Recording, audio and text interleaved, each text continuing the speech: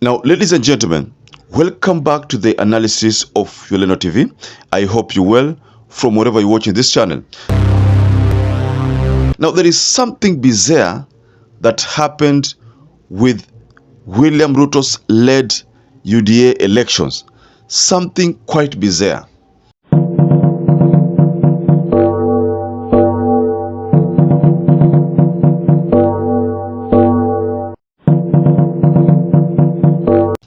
You know, this incident explains a lot. Like, for example, there is a case of a deceased man winning the polls. I mean, that is how rogue the UDA elections were. Someone who is not alive won the elections. So the question is, how did they win the elections? And then there's another part where a contestant, her name could not be found on the UDA election register, but she won the election again. I mean, this is a bizarre turn of events that could only point to one thing. The elections of UDA were already not free and fair. So, the grassroots elections of UDA, by estimation, took 200 million. But the funny thing is that this election faced technological glitches, resulting in some leaders being unable to cast their votes. I am a registered member as per the register that is on the party's portal. However, when it comes to the gadget, I do not appear. Mambo na rigging, wanataka kufanya rigging kwa sababu this is to confuse our members. Hata mimi mwenyewe ikiwa nimechaguliwa na UDA hapa, jina langu haliko katika ile register. That's why Catherine Washira, one of the contestants there, said, how can one win an election after being deceased for a year? For 1 year, then you win the elections. So, ladies and gentlemen, I'd like us to go deeper into this crisis of UDA, because Cleophas Malala has something to answer here, ladies and gentlemen. But before you do that, please like this video. That's the only way you support the work of our channel. And if you are a viewer who hasn't subscribed, please subscribe to our channel.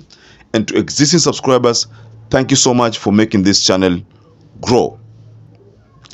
Catherine Wanjiru Mwangi, one of those people who has been interested in the UDA elections, echoed the sentiments that her absence from the party roster and her subsequent victory has raised a lot of doubts about fairness of the process. So the whole process of UDA was met with rogueness, and there was dishonesty and bungling of the election of UDA. So this fact that Cleophas Malala talked about teaching the ODM, teaching all those other people, those parties, how elections are done, I think he imemwaibisha yeye mwenyewe.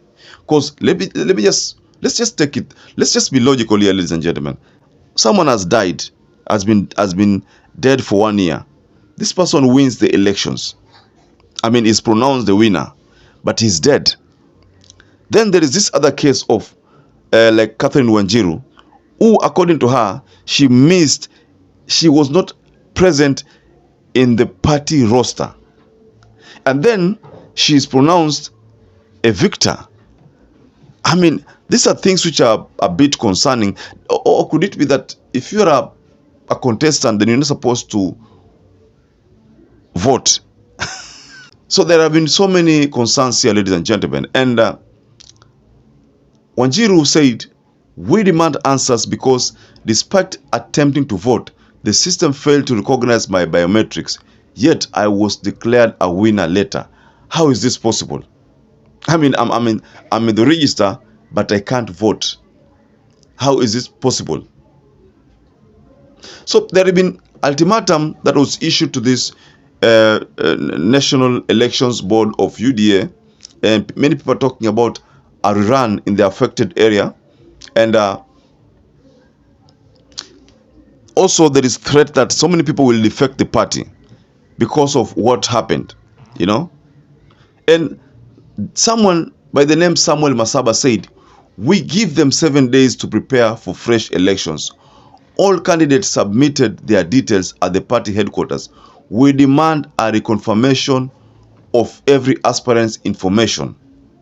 And notable leaders like Johnson Sakaja and the Dagoretti South Member of Parliament, John Kiare, faced difficulties, and we talked about this in the previous analysis. These two people could not vote also. But we understand that the two people are on one faction and Rigathi Gachagua is on another faction, and Rigathi has declared that he wants to take over Nairobi County by force. So that explains why this mayhem is happening. So could we say that Gachagua is responsible for this mess? Or maybe Gachagua and Malala are responsible for this mess, so they want to install their own people on the grassroots leadership. They want to install their own people. Could that be the case? Because personally, I think that is the case. Why is it possible that Sakaja is missing? We talked about this in the previous analysis. Why? So Sakaja himself described the whole issue as a logical nightmare, and even went to an extent of acknowledging the challenges faced by the party in comparison to the Independent Electoral and IEBC and Boundaries Commission. So he said what the UDA NEP, National Election Board, is facing is akin to what IEBC faced. So we are saying, or we see for instance, because this issue of a dead man winning elections and someone who's not in the party roster winning elections, so how many of these cases have taken place throughout the country? That is why, ladies and gentlemen, there is need for Malala to reconsider this, the elections, because they have been given a 7 days ultimatum, upon which if a fresh election is not conducted, then what is going to happen is that people will defect from the party, and this is not going to work in favor of UDA. So the UDA is facing this problem firsthand. They thought that it was going to be easy, but they are facing it firsthand. So, ladies and gentlemen, what do you make of this chaos that took place in the UDA elections? And RUTO and his team have been given 7 days ultimatum, or people decamp or defect to other parties. What do you think is going to happen?